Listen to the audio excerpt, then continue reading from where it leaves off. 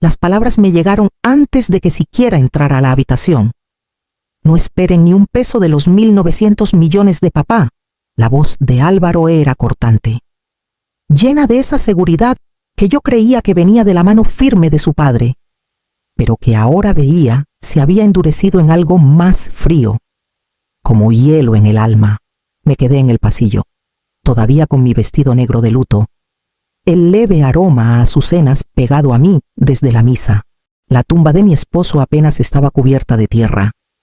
Y aquí estábamos, en nuestra casa familiar, donde el eco no era de pésames, sino de codicia disfrazada. A través del arco abierto, los vi moverse como compradores en una feria.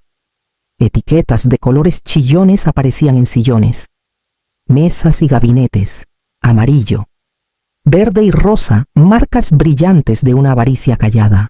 Mi nieto pegó un cuadrado verde en el reloj de pared sin siquiera mirarme.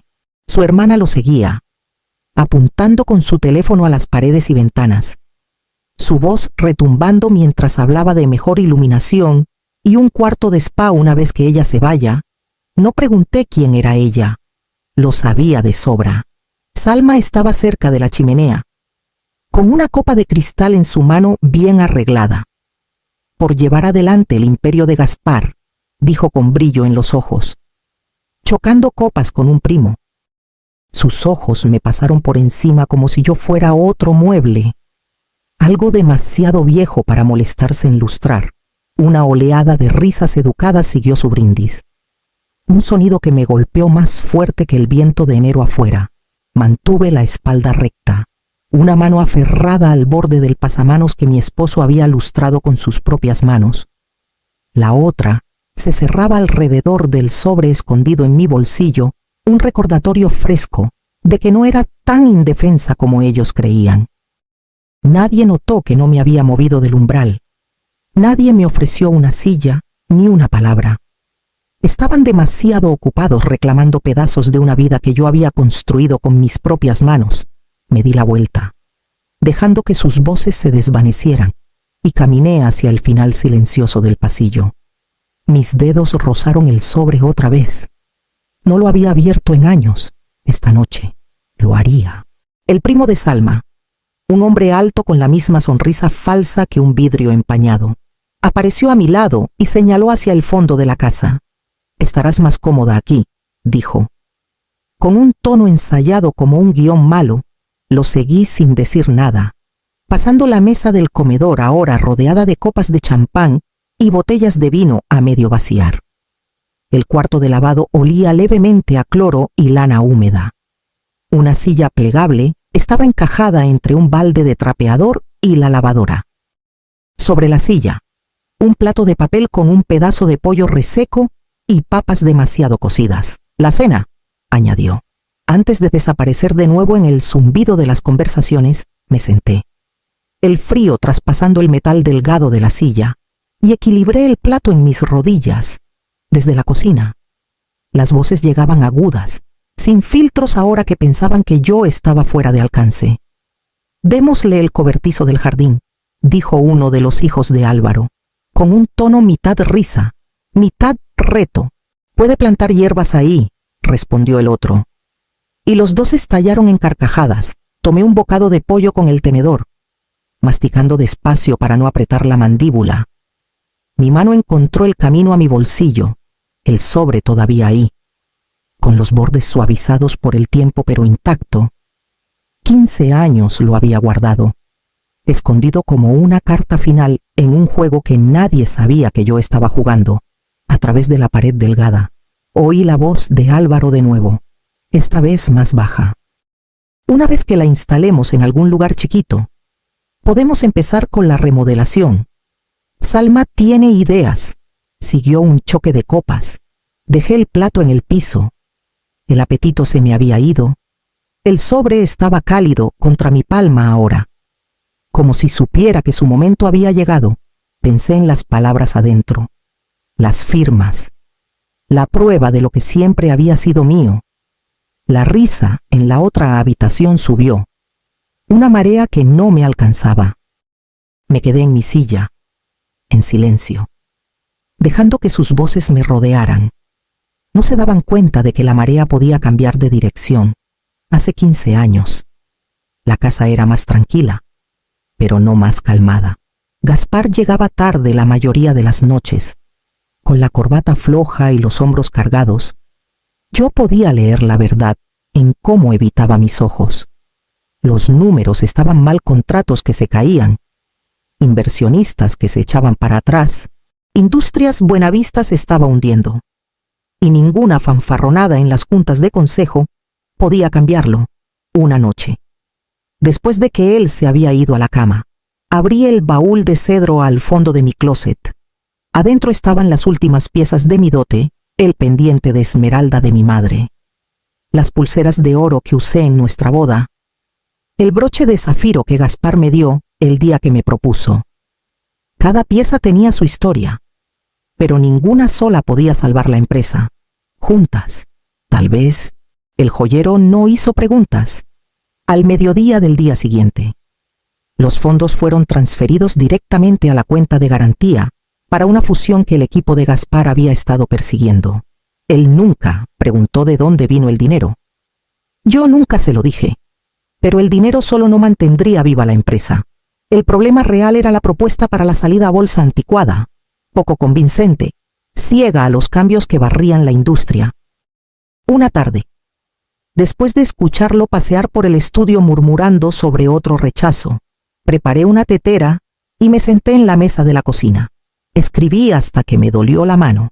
Pronósticos de mercado, estrategias de expansión, reformas en la cadena de suministro era el tipo de trabajo que yo había hecho en mis primeros años de carrera.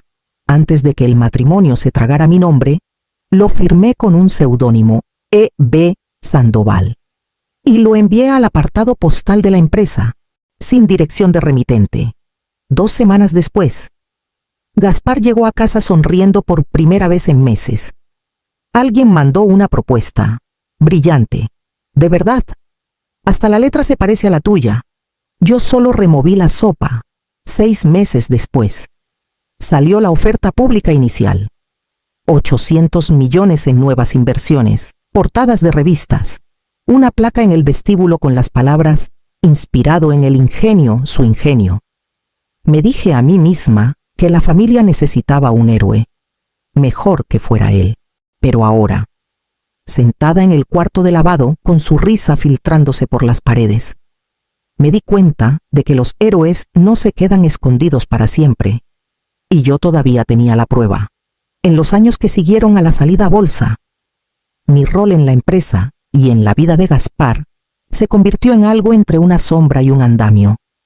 Nunca salía en las fotos, nunca en las actas de las juntas, pero siempre estaba ahí.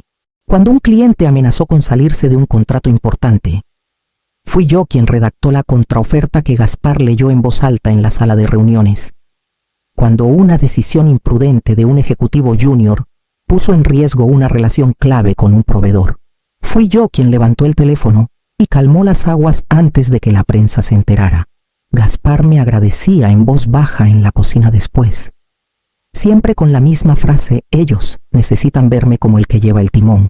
Entrené a asistentes que terminaron en oficinas de esquina. Preparé carpetas de informes para retiros de inversionistas, quedándome despierta hasta después de la medianoche para compilar reportes sin nombre en la portada. Me memorizaba las preferencias de los interesados clave, quién odiaba las llamadas tardías, quién solo bebía un vino de cierta cosecha, quién se ganaba con una historia sobre la visión de Gaspar. Cuando el personal venía a mí en momentos de crisis, yo escuchaba, aconsejaba y los mandaba de vuelta al mundo creyendo que Gaspar les había dado la solución. Y tal vez lo había hecho filtrado a través de mí. Se volvió algo natural. Este acto de desaparecer, como la mano de un mago. El trabajo estaba ahí, pero el ojo se guiaba a otro lado. En casa, era lo mismo. Los padres de Gaspar lo adoraban por construir de la nada. Nuestro hijo creía cada artículo que lo llamaba un hombre hecho a sí mismo. Yo seguía el juego, sonriendo en las cenas navideñas, manteniendo la voz ligera cada vez que salía el tema de la empresa, Era más fácil así, más seguro. Me contaba a mí misma la historia que había llegado a creer que toda familia necesita un héroe público. Que mi rol era ser la fuerza callada debajo de la superficie, que borrarme era noble. Pero ahora, con Gaspar ido y la casa llena de reclamantes, podía ver la verdad, el silencio les había servido a ellos, no a mí. Y cuanto más me quedaba callada, más creerían que no tenían nada que decir. Al tercer día después del funeral, la fingida cortesía se había ido. Las voces en el comedor ya no se suavizaban cuando yo entraba. No pausaban sus planes. No escondían las etiquetas que pegaban a mi vida. Esa mañana, oí a Salma hablando con Álvaro justo afuera de la cocina. «El cuarto de lavado servirá hasta que se vaya», dijo, como si yo fuera un paquete esperando ser recogido. Técnicamente es un espacio de servicio, pero cabe una camita. Aparecí antes de que pudieran bajar la voz. Salma sonrió como si nada hubiera pasado. Álvaro evitó mis ojos. Murmurando algo sobre el espacio, está apretado hasta que terminara la remodelación, cuando caminé por el pasillo. La puerta de mi recámara estaba abierta, adentro. El closet estaba medio vacío, los cajones abiertos de par en par, y mis botellas de perfume habían desaparecido.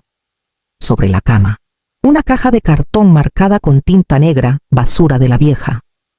Algo dentro de mí se movió.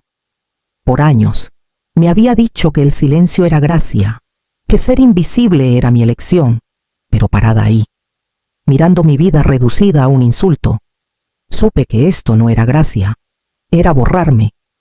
Fui al cuarto de lavado. La camita ya estaba ahí, cubierta con una manta de mudanza. Mi maleta guardada contra la pared. Encima, un termo abollado y una toalla doblada. Una declaración silenciosa de que este era ahora mi espacio. Me senté un momento, escuchando la risa ahogada desde el otro lado de la casa. Luego alcancé debajo de la camita.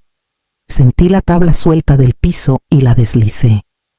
Mis dedos se cerraron alrededor de la carpeta de cuero que había escondido ahí años atrás. Adentro estaban los papeles, las firmas. La verdad que ellos no tenían idea que existía. Esa noche, después de que todos subieran, me puse el abrigo y salí al frío. La calle estaba en silencio. Solo el sonido de mis zapatos en el pavimento, a 2 cuadras. Un teléfono público estaba afuera de una farmacia cerrada. Levanté el auricular, metí monedas y marqué un número que no había olvidado. Cuando el señor Alderete contestó, su voz era baja. «Firme. Isolda, es hora», dije. Hubo una pausa. Luego, «Solo ven mañana». Colgué y me quedé ahí un momento. Mi aliento visible en el aire, el peso de la carpeta bajo mi brazo. Mañana, la marea cambiaría. La oficina del señor Alderete no había cambiado en años. Escritorio de caoba, estantes llenos de libros gruesos de leyes, el leve olor a papel viejo y lustre. Se levantó cuando entré, sus ojos escaneando mi cara antes de posarse en la carpeta bajo mi brazo. Me senté frente a él y la abrí sin decir nada. Primero vinieron los papeles del fideicomiso conjunto. La tinta todavía fuerte después de todos estos años.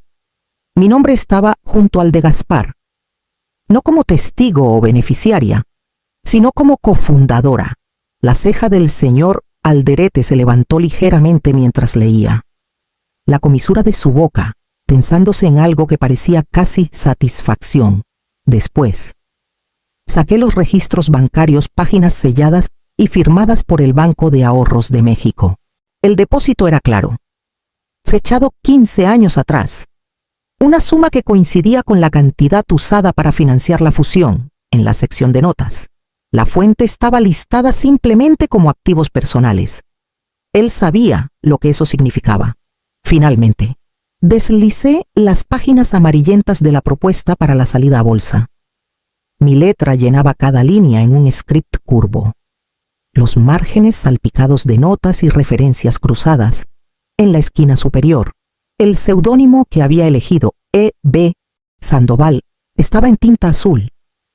el señor Alderete levantó el teléfono y llamó a Marco Hidalgo, un analista de escritura en quien confiaba. Marco trabajó en silencio por casi una hora, comparando mi propuesta con muestras que escribí frente a él, examinando puntos de presión, la forma de los bucles, las marcas de excitación entre trazos.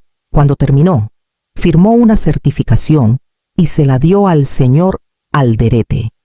Ella es la autora única, dijo Marco. Sin duda, cuando Marco se fue, el señor Alderete se recostó en su silla. Esto es sólido y solda. Pero no confundas sólido con intocable. Álvaro y Salma no se irán en silencio. Podrían impugnar el fideicomiso, cuestionar la validez de los documentos, tratar de pintarte como no apta. Estoy lista, dije, aunque sentí el peso de sus palabras asentarse en mi pecho. Me estudió por un largo momento. Entonces avancemos, con cuidado. Recogí los documentos de vuelta en la carpeta. Cada página ahora un pedazo de un muro que estaba construyendo entre mí y la vida que ellos pensaban que poseían. La próxima vez que nos viéramos, sería en una habitación llena de mis enemigos. La sala de conferencias de la oficina legal era toda vidrio y acero, el tipo de espacio frío donde las voces retumban. Me sentaron al final de la mesa, en una silla plegable como si fuera un pensamiento tardío. Álvaro se sentó cerca de la cabecera, Salma a su lado, su bolso de diseñador posado como un trofeo. Los demás se recostaron en sus asientos, relajados, expectantes.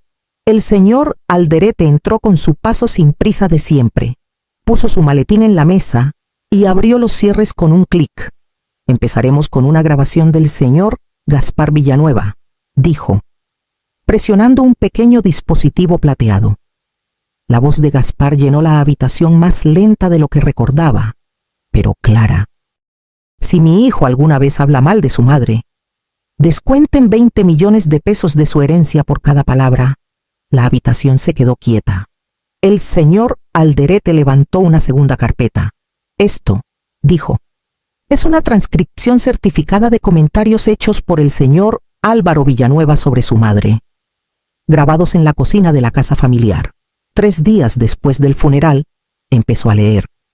La lista era larga, cada comentario cortante, cada insulto descuidado, cada chiste a mis expensas.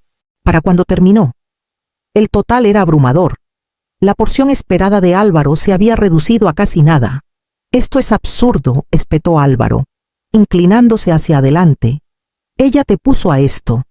Ha estado tramando. La voz de Gaspar interrumpió desde la grabadora. Una nota final que el señor Alderete había preparado a propósito.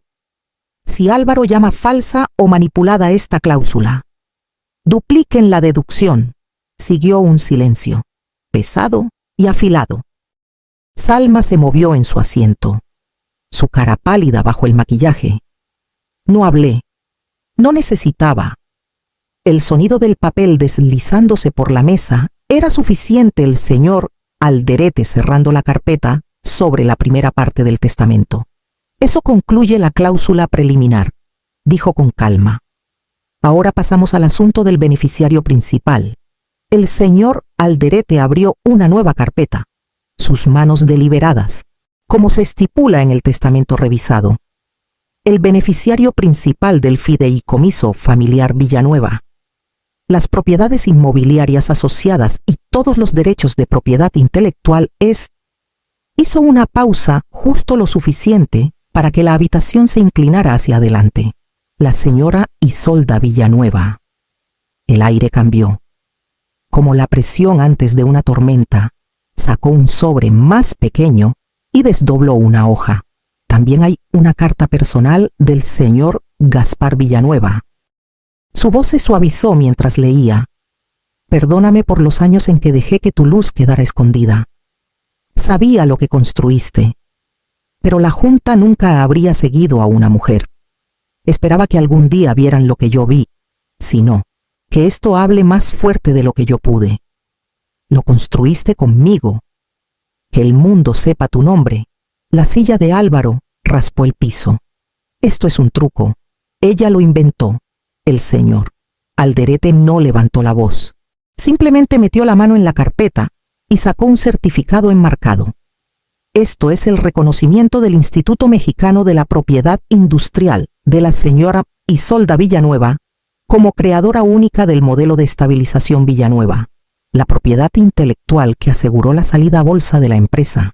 La certificación está respaldada por un análisis forense de escritura y verificada por registros de envío con sello de fecha.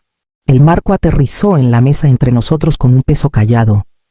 Lula, sentada 2 sillas más allá de su padre, se inclinó hacia él. «Nunca lo supiste». Su voz era pequeña, casi frágil. Álvaro no respondió. Su mandíbula se movía, pero no salían palabras.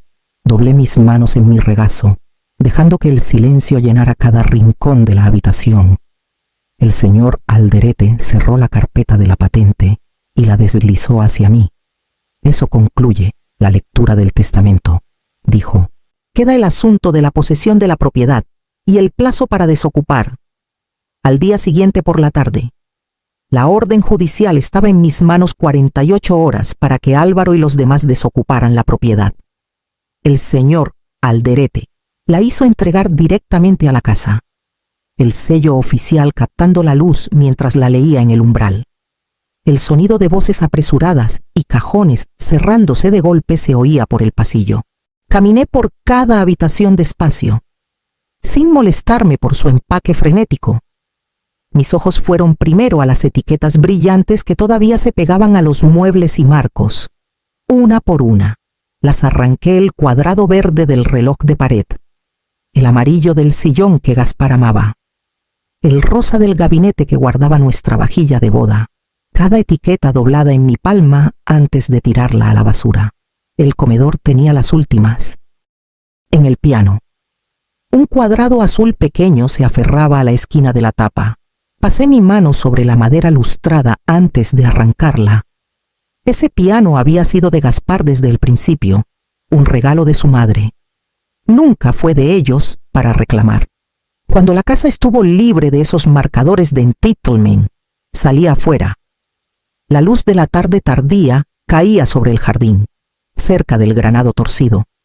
El rosal que planté para el 5º cumpleaños de Álvaro todavía estaba delgado, frágil, casi desnudo. Había sido descuidado por años, su tierra seca y agrietada. Traje la regadera del cobertizo, el metal fresco en mi mano, arrodillada junto al rosal. Vertí despacio, dejando que la tierra bebiera la humedad. Mis dedos rozaron los tallos espinosos mientras buscaba señales de vida. Incluso en su estado, había brotes diminutos aferrados a las ramas. El agua se filtró profundo, y me quedé ahí un momento más. El aire perfumado, levemente con la promesa de floración. Luego me levanté, me sacudí las manos y me volví hacia la casa que era mía de nuevo. Vendí la finca esa primavera, no por enojo, no por venganza, sino porque ya no se sentía mía. Demasiadas paredes habían absorbido palabras que nunca podría desoír. Los papeles de cierre se firmaron en la oficina del señor Alderete, y al mes siguiente estaba abriendo la puerta de un penthouse en Los Cabos. La vista era todo agua abierta y cielo pálido. El sonido de las olas constante pero nunca exigente.